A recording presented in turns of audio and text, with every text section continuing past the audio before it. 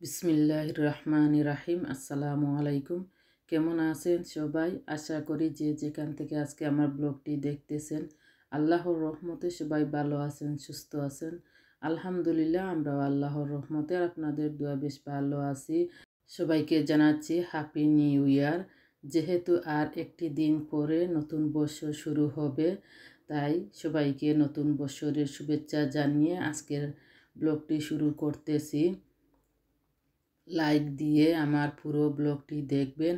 প্রত্যেক দিন যেভাবে বলে থাকি এইভাবেও আজকে বললাম। এই তো শুরু করেছি রান্না। আজকের রান্নাটা কিন্তু অন্যরকম। আজকের রান্নাটা একটু স্পেশাল রান্না। আর আজকে যে রান্নাগুলা করব এইগুলা কিন্তু শীতের দিন খেতে খুবই ভালো লাগে। গত ব্লগে আমি ভয়েস দিতে পারিনি, ভয়েস না দিয়ে ভিডিওটি আপলোড করেছিলাম। আর টাইটেলে আমি দিয়েছিলাম যে সাইলেন্ট ব্লগ, নো ভয়েস, যাতে অনেকে টাইটেলটা দেখে বুঝতে পারেন ব্লগে ভয়েস দেওয়া হয়নি। ভয়েস আমি দেইনি, ব্যস্ততার কারণে আমি ভয়েস দিতে পারিনি। আমার ঘরে মেহমান ছিলেন, এই জন্য আমি ব্যস্ত ছিলাম। অনেক চেষ্টা করেছি ভয়েস দেওয়ার, বেশি ব্যস্ততার কারণে ভয়েস দিতে পারিনি। আমার ভয়েস ছাড়া ভিডিওটা এই ফার্স্ট আমি আপলোড করেছিলাম, গত যে ব্লগটি আপলোড করেছি। আমার এক প্রিয় আপু কমেন্টস করেছেন, সুলতানা লাইফ ইউকে থেকে সুলতানা আপু কমেন্টস করেছেন, আপু পুরো ব্লগে আপনার ভয়েস খুব মিস করেছি। আপু, আপনাকে অসংখ্য ধন্যবাদ কমেন্টসটি করার জন্য। আমি চিকেনটা ম্যারিনেট করব, তাই ফোক দিয়ে একটু এইভাবে করে নিচ্ছি, ভিতরে যাতে মশলা ঢুকতে পারে ভালো করে। আমি প্রথমে এটা টিস্যু দিয়ে পানি উঠিয়ে নিয়েছিলাম। পানি থাকলে একটু ভিজা ভিজা থাকলে মশলাটা গায়ে ভালোভাবে লাগবে না, এই জন্য। এখন আমি একটা মশলা বানাবো চিকেনটি ম্যারিনেট করার জন্য। সয়া সস দিয়ে দিয়েছি 1 টেবিল স্পুন থেকে একটু কম দিয়েছি। লেবুর রস দেব 1/2 টেবিল স্পুন। এই স্পুন দিয়ে দেব, অর্ধেক দেব। এইটা 1 টেবিল স্পুন, অর্ধেক দেব, তাই 1/2 টেবিল স্পুন বললাম। হানি দেব মধু একটু দেব, মধু দিলে খুবই ভালো লাগে খেতে। চিকেন ম্যারিনেট করে আমি কয়েক ঘন্টা রেখে দেব। মধু দেব 1 টিস্পুন, কাশ্মীরি পাউডার দেব, লবণ দেব। কি দেব আপনাদেরকে বলে দিচ্ছি। মধু দিয়ে দিলাম 1 টিস্পুন। এই প্লাস্টিকের চামচ দিয়ে 1 চামচ দিয়ে দিয়েছি। এটা হচ্ছে গোলমরিচের গুঁড়া আমি হাফ টিস্পুন দিয়ে দিয়েছি। কাশ্মীরি পাউডার 2 টিস্পুন দিয়ে দিব। তেল দেব 1 টেবিল স্পুন। আর লবণ দেব তো স্বাদ মতো, লবণের কোনো মাপ নেই। সব কিছু দিয়ে ভালো করে মশলাটা আমি ম্যারিনেট করে নেব। মশলাটা মিক্স করে আমি চিকেনটা ম্যারিনেট করব। সাদা লবণ দিয়ে দিতেছি। পিঙ্ক সল্টটা অনেক দিন হয়েছে আমার ঘরে নেই, শেষ হয়ে গিয়েছে। আমি 2 ধরনের লবণ রাখি, পিঙ্ক সল্ট আর হোয়াইট সল্ট। কারণ পিঙ্ক সল্টটা সবসময় খাওয়া হয়, মাঝে মধ্যে পিঙ্ক সল্ট যদি না পাই আমার লোকাল শপে, আমি বড় স্টোর থেকে এনে থাকি পিঙ্ক সল্ট। যদি না পাই তাহলে লোকাল শপে অনেক সময় পাওয়া যায় না, তাই হোয়াইট সল্টটা ব্যবহার করতে হয়। মশলা আমি মিক্স করে নিয়েছি ভালো করে। চিকেনটা ম্যারিনেট করে আমি 3 থেকে 4 ঘন্টা রাখবো। পরে আমি চিকেনটা ওভেনে দেব। এখনও আমার হাতে অনেক সময় আছে। আমি এটা করব 4টা থেকে 5টার সময় করব। আর আমি এটা ম্যারিনেট করেছিলাম 12টা পরে, দুপুর 12টা পরে ম্যারিনেট করে রেখেছিলাম। আর এটা ওভেনে দিয়েছিলাম বিকেল 4টা থেকে 5টার ভেতরে। প্রায় 4 ঘন্টা ছিল ম্যারিনেট করা।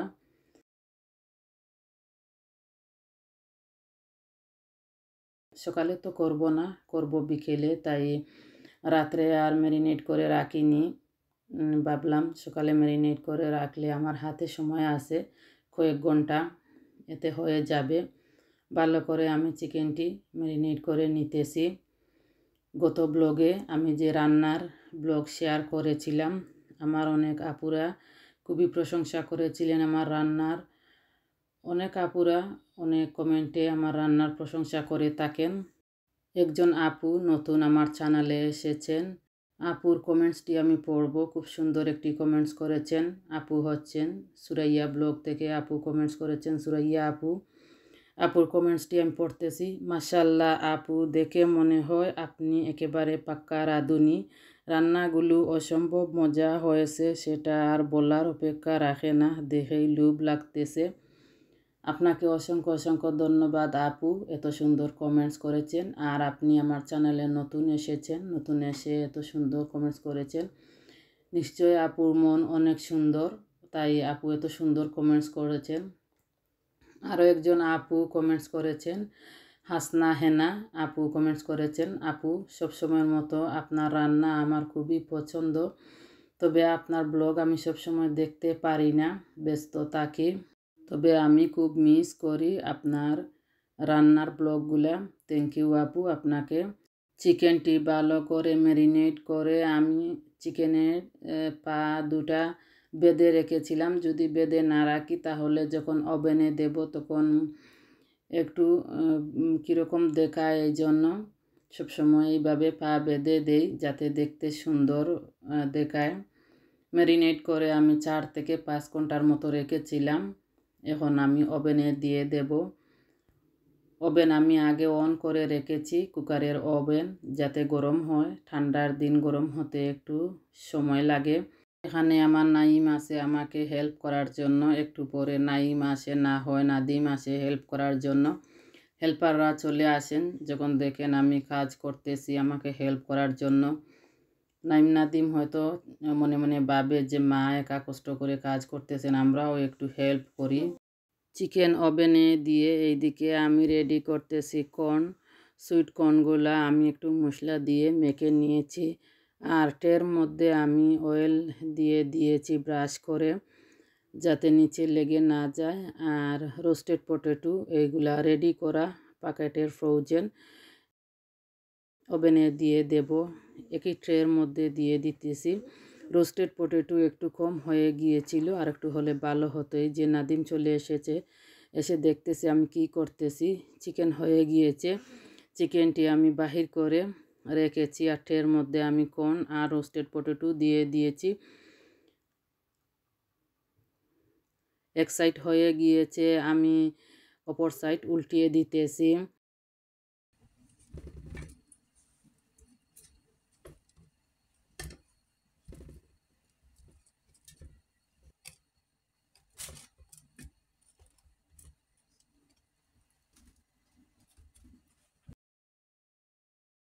এখন আমি এই স্ট্যান্ডটির মধ্যে ইয়র্কশায়ার পুডিং দিয়ে দিতেছি কয়েকটা, হয়ে যাবে ওভেন যখন গরম আছে।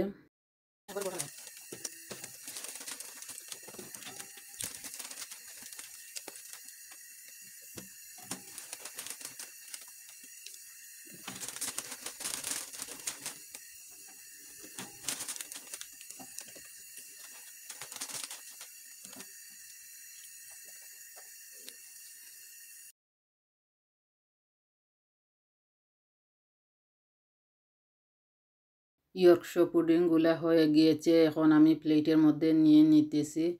কর্ন আর রোস্টেড পটেটো এখনও বাহির করিনি, বাহির করব। এগুলা প্লেটের মধ্যে নিয়ে নেই প্রথমে। যেগুলা হচ্ছে একটা একটা করে বাহির করে প্লেটের মধ্যে নিয়ে নিতেছি। আর ওইদিকে প্লেটে রেখেছি চিকেন, ফয়েল পেপার দিয়ে ঢেকে রেখেছি যাতে ঠান্ডা না হয়, এই জন্য।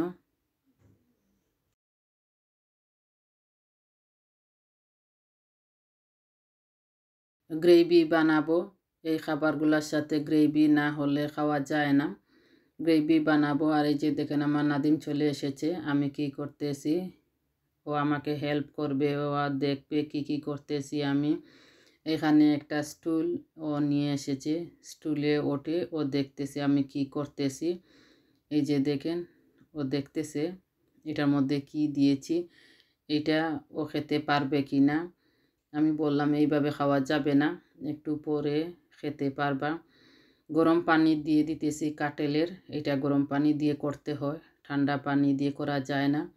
এই খাবারগুলোর সাথে মোস্ট গ্রেভি লাগবে, গ্রেভি ছাড়া এই খাবার তো খাওয়াও যাবে না। ভালো লাগবে না খেতে। ভালো করে গ্রেভি মিক্স করে নিতেছি। কিছুটা সময় নিয়ে মিক্স করতে হয়, তাই যদি কিছুটা সময় নিয়ে মিক্স করি তাহলে ঘন হয়ে আসবে যখন, তখন আর মিক্স করতে হবে না। এই যে আমার গ্রেভি রেডি হয়ে গিয়েছে। এখন আমি কর্ন বাহির করেছি, কর্ন আর রোস্টেড পটেটো আমি সার্ভিং ডিশে নিয়ে নিতেছি খাবারের জন্য। এখন রেডি করে সব কিছু নিয়ে নেব। সব কিছু হয়ে গিয়েছে, টেবিলে নিয়ে নেব। বাচ্চারা ওয়েট করতেছে। আর এগুলা করতে সময় লাগে, এত তাড়াতাড়ি হয়ও না। মাগরিবের নামাজ শেষ করে লেগেছিলাম, যাতে এগুলা করতে করতে রাত্রের খাবারের সময় হয়ে যায়, ডিনারের সময় হয়ে যায়। আর এই খাবারগুলা ঠান্ডা খেতে ভালো লাগে না, এইগুলা গরম গরম খেতে খুবই ভালো লাগে। শীতের দিনে গরম গরম খাবার খুবই ভালো লাগে। আর এই খাবারগুলা বেশিরভাগ শীতের দিন খেতে তো খুবই ভালো লাগে। অনেক খাবার আছে দেখবেন গরমের দিনে ভালো লাগে, আবার অনেক খাবার শীতের দিনে খেতে ভালো লাগে। এই খাবারগুলো শীতের দিন খেতে বেশি ভালো লাগে, মজা লাগে বেশি। গরমের দিনে ওইভাবে এত ভালো লাগে না এগুলা খেতে। কথা বলতে যদি কোনো ভুল ত্রুটি হয়ে থাকে ক্ষমা সুন্দর দৃষ্টিতে দেখবেন। আমি অনেক কষ্ট করে ভয়েস দিতেছি। আমার নাদিম ঘুম থেকে উঠে গিয়েছে। নাদিম তো আমার পাশে পাশে আছে। আমি খুব কষ্ট করে ভয়েস দিতেছি। মাঝে মধ্যে ভয়েস দেওয়াটা আমার জন্য অনেক কষ্টকর হয়ে যায়। আর এখন তো স্কুল হলিডে, বাচ্চারা ঘরে আছে। খাবারগুলা টেবিলে নিয়ে এসেছি। আর ক্যান্ডেলগুলা অনেক আগে কিনেছিলাম, এগুলা আর জ্বালানো হয়নি। ভাবলাম আজকে ক্যান্ডেলগুলা জ্বালিয়ে নেই, অনেক দিন থেকে গড়ে ফেলে রেখেছি। আর ক্যান্ডেল জ্বালিয়ে খাবার খেলে ক্যান্ডেলের যে একটা স্মেল, এটা কিন্তু খুবই ভালো লাগে। যারা ক্যান্ডেল সবসময় জ্বালিয়ে থাকেন ওনারা কিন্তু এইটা বুঝতে পারবেন। ক্যান্ডেল জ্বালিয়েছি মনে হচ্ছে ক্যান্ডেল নাইট ডিনার করতেছি, এইরকম একটা ফিল মনে হচ্ছে। আসলে ওইভাবে করে করিনি, ক্যান্ডেলগুলা অনেক দিন গড়ে ফেলে রাখা হয়েছে, জ্বালাইনি। তাই ভাবলাম যে আজকে জ্বালিয়ে নেই ক্যান্ডেলগুলা।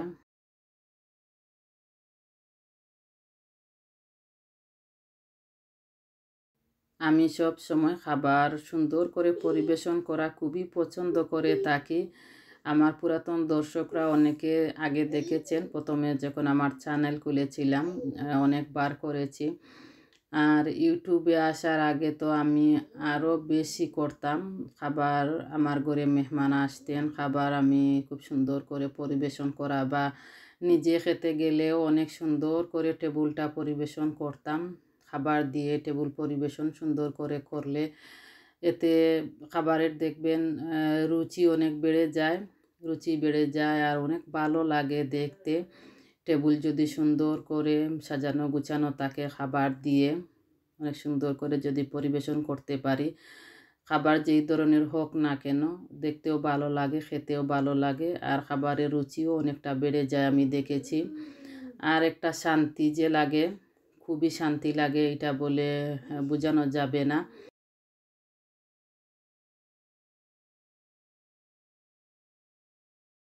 চিকেন যখন আমি ওভেনে দিয়েছিলাম, প্রথমে আমি ফয়েল পেপার দিয়ে ঢেকে দেইনি। ভাবলাম একটু হয়ে যাক, তাহলে চিকেনটি আমি ফয়েল পেপার দিয়ে একটু পরে ঢেকে রাখবো। ভুলে গিয়েছিলাম। পরে এসে দেখি সিটিং রুমে গিয়ে সোফায় বসেছিলাম ওভেনে চিকেন দিয়ে। পরে এসে দেখি এইটা একটু বেশি হয়ে গিয়েছে। যাই হোক, খেতে খারাপ লাগেনি। আর এই খাবারগুলা খেয়ে আমার হাজব্যান্ড, বাচ্চারা খুবই প্রশংসা করেছিলেন, খুবই মজা হয়েছে। আমার হাজব্যান্ড খুবই প্রশংসা করেছিলেন, বারবার বলতেছিলেন রোস্টেড চিকেন নাকি ওনার খুবই মজা লেগেছে, খেতে খুবই ভালো হয়েছে। আমরা এত কষ্ট করে খাবার রেডি করি, আর যদি আমাদের পরিবারের লোকজন খেয়ে প্রশংসা করে, এতে আমাদের আর কোনো কষ্ট থাকে না। আমাদের সব কষ্ট এক নিমিষেই শেষ হয়ে যায়। আর ভালোই তো লাগে প্রশংসা শুনতে কার ভালো লাগে না, সবারই ভালো লাগে।